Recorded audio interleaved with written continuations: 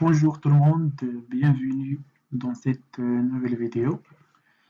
Donc, l'exercice d'aujourd'hui, ça sera écrire un programme qui calcule le produit scalaire de deux vecteurs d'entiers U et V, donc de même dimension ou de même taille. Par exemple, on a le premier vecteur U, on a 3, 2 et moins 4. Le deuxième vecteur V, on a 2, moins 3 et 5. Le produit scalaire des deux vecteurs U et V, donc ça donne 3, donc c'est 3 fois 2, plus 2 fois moins 3, plus moins 4 fois 5. Donc au total, c'est moins 20. Donc on va essayer d'écrire ce petit programme en C. Donc on commence avec les includes.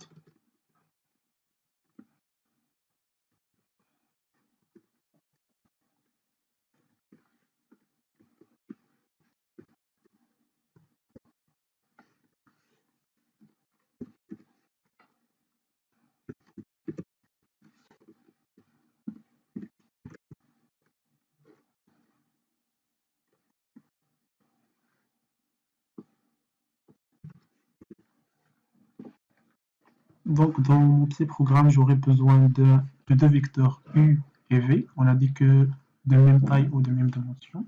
Donc int U, par exemple en max 20, et V de max 20, par exemple. Donc deux vecteurs U et V. Puis on va définir ou mentionner la taille. Donc si la taille égale la dimension des deux vecteurs. J'aurai besoin aussi d'un indice donc pour parcourir la boucle et un int ps initialisé par 0, c'est le produit scalaire. Donc je vais commencer par un printf. Donc je vais demander à l'utilisateur de saisir la taille des deux vecteurs UV, donc c'est n. Donc donner la taille ou la dimension des deux vecteurs U et V. Donc un scanf, pourcentage T, parce que c'est un de type int entier.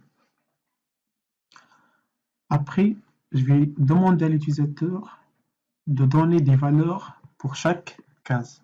Donc ici on a 3. L'utilisateur va saisir 3, 2, moins 4 pour U1, puis 2, moins 3, 5 pour U pour V. Pour U pour V. Donc, or I égale à 0 est inférieur à N et plus plus.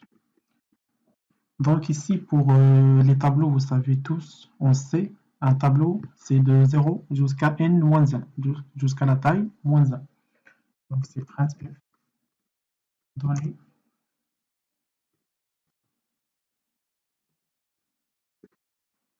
la valeur, donc c'est numéro, je vais saisir ici I plus 1. I plus 1 parce qu'ici on commence à 0, je ne voulais pas écrire la valeur 0, mais c'est la valeur, la première valeur, donc la deuxième et la troisième. Puis c'est un scanf, pourcentage T, c'est adresse U de I. Et ici, je peux afficher un petit message, donc print des valeurs du vecteur U avec un retour à la ligne. Voilà. Ça sera la même chose pour V. Donc ici, ça sera V. Ici, ça sera V de I. Donc on parcourt notre tableau. Donc pour i égale 0 et inférieur à n et plus, on demande la première valeur. On enregistre la valeur dans v de i, ainsi de suite. Après, ici un prince f, un autre prince f, je vais créer ici. Je ne vais rien écrire, mais je vais faire c'est le calcul du produit scalaire. Donc, je n'aurai pas besoin de ça. Ici, je vais parcourir les deux tableaux. Donc, on a dit que le produit scalaire, c'est première case de U, première case de V, deuxième case de U, deuxième case de V, ainsi de suite. Donc, S égale PS plus quoi? Donc, c'est U de I fois V de I. Je mets ici PS égale à PS plus U de I fois V de I parce que vous allez remarquer ici, il y a un plus à chaque fois. On ajoute la dernière valeur. Donc ici, on a fait 3 fois 2. Voilà, on enregistre. Plus 2 fois moins 3, c'est ça. Moins 4 fois 5, c'est ça. Et le résultat, c'est moins 20. Je fais ici la même chose. Ou encore, vous pouvez écrire PS plus égal. Ça sera très pratique aussi comme ça. U de I fois V de I.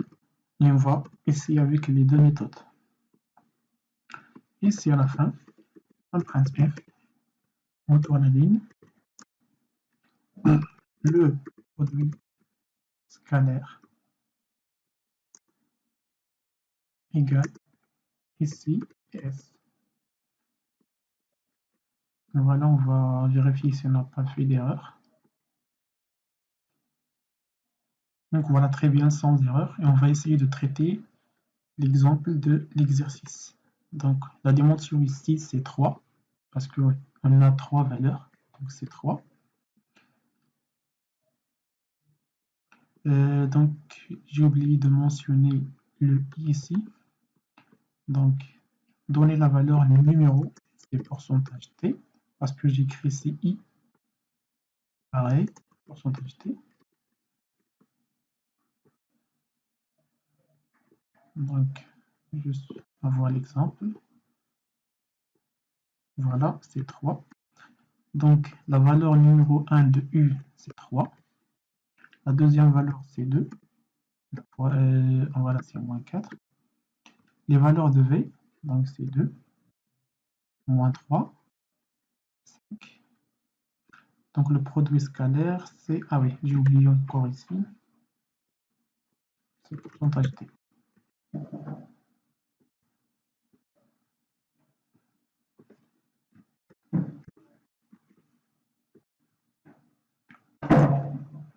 Donc, je vais faire ça.